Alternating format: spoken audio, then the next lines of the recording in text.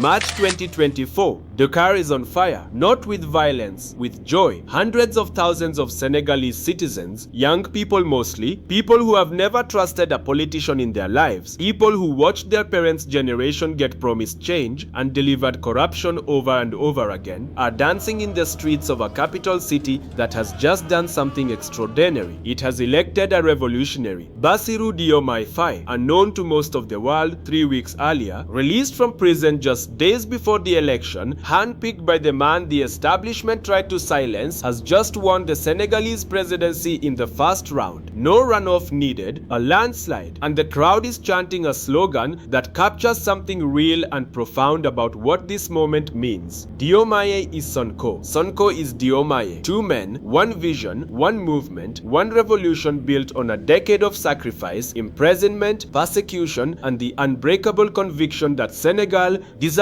better than what the old political class has been delivering. I remember watching the footage of that night and thinking, this is what it looks like when a people actually win. And I want you to hold on to that feeling, because 2 years later, in May 2026, Bassirou Diomaye Faye fires Ousmane Sonko without warning, dissolves the entire government, forms a new one that pays thief. The party that built him, that carried him, that chanted his name in the streets, refuses to join. And the question that is tearing Senegal apart in July 2026 is the same question that echoes through every African democracy that has ever dared to hope. What happens to a revolution when one of its leaders reaches the palace? To understand how we get from that euphoric March night in 2024 to the political civil war of 2026, you need to understand what Sonko and Faye actually built together and how deep that partnership ran before it shattered. Ousmane Sonko and Bassirou Diomaye Faye did not meet at a political rally. They did not find each other through the transactional calculations of coalition building that define most African political alliances. They met as colleagues, as civil servants, in the tax and estates department of the Senegalese government. Two men doing the unglamorous technical work of state administration who discovered in each other a shared fury at what that state had become. Corrupt, captured, serving external interests and political elites rather than the Senegalese people who funded it. When Sonko founded PASTEF in 2014, the vision was not vague. It was specific, ambitious, and deliberately threatening to every established interest in Senegalese politics. Fight corruption, defend sovereignty, put the people first, not as slogans, as operational commitments that would require dismantling systems and confronting powers that had no intention of being dismantled or confronted. Faye became one of his closest allies, then Secretary General of the party. Then, as the movement grew, as PAST built one of the most genuinely popular political bases in modern Senegalese history, among young people exhausted by the old political class, the man Sonko trusted most, and the establishment noticed. In 2023, under President Macky Sall's government, both men are imprisoned. The charges are disputed.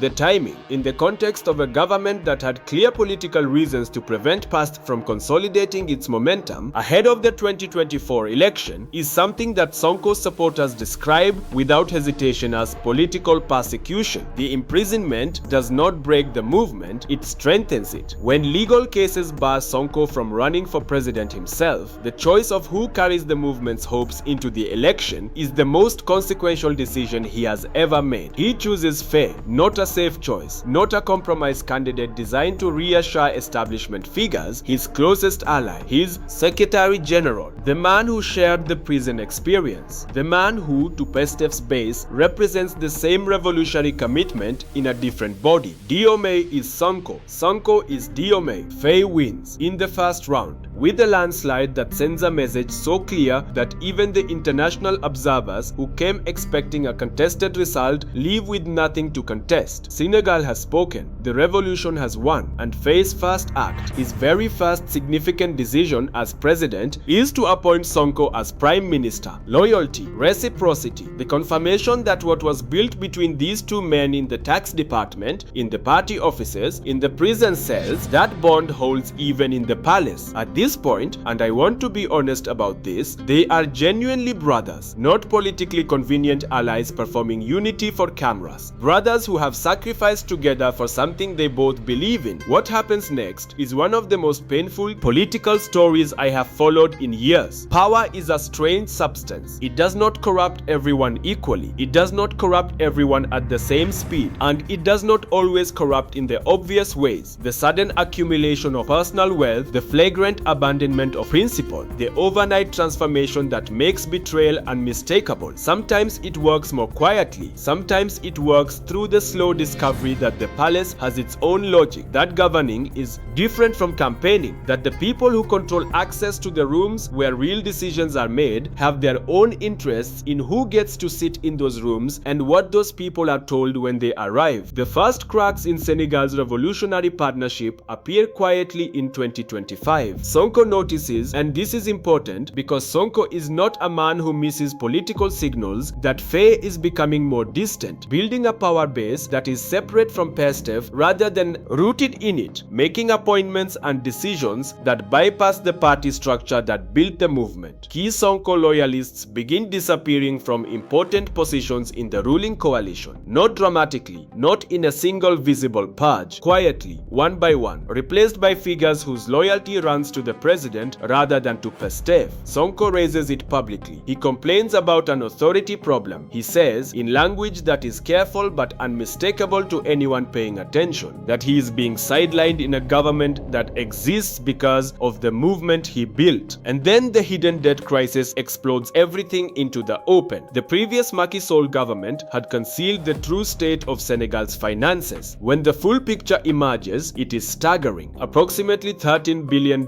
in hidden debt, a debt to GDP ratio that explodes to 132%, a fiscal reality so severe that it dominates every discussion about what the new government can actually do. And here, in how to respond to this crisis, the two men discover that they are no longer the same person. Sonko's position is exactly what Pastef's platform always said it would be. Reject humiliating IMF conditions, focus on internal resources, renegotiate the unfair foreign contract, the energy deals, the resource extraction agreements, the financial arrangements that have been quietly bleeding Senegal for years, and use the savings to fund sovereign development. Do not trade sovereignty for a bailout. Do not walk into the same debt trap that has kept African nations permanently subordinate to external financial institutions for 60 years. Faye's position evolves towards something different. Engage the IMF, negotiate a program, accept the conditions that come with access to international financing, because the alternative, managing a 132% debt to GDP ratio without external support, is simply not viable in practice. Sonko warns him directly, publicly, not once, multiple times. If this government abandons Pastef's revolutionary vision, he says, he will not remain part of it. He is not bluffing. And Faye, sitting in the palace, surrounded by advisors who understand international finance better than they understand what Pastef means to the young people who filled those streets in March 2024, makes a choice that I suspect he did not fully understand the consequences of when he made it. He chooses the IMF over Sonko. May 22nd, 2026. No warning. President Bassirou Diomaye Faye fires Ousmane Sonko as Prime Minister and dissolves the entire government in a single move. His Excellency Bassirou Diomaye Diakhar Faye